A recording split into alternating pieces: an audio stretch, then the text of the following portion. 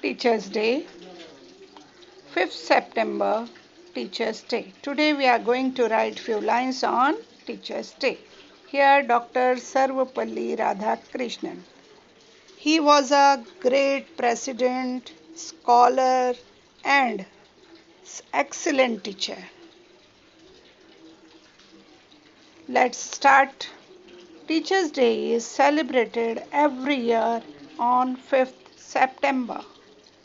Teachers Day is celebrated on the birth anniversary of Dr. Sarvapalli Radhakrishnan.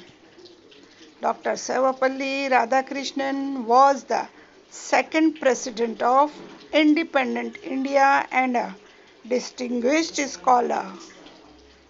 Teachers Day is a special day dedicated to the teachers for their contribution to the society and the nation. It's the best day for students to express love and respect for their teachers. Students honor their teachers and hand gifts as a token of respect and love.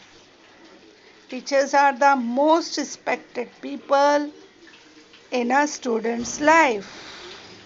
We should always obey our teachers and follow their advice.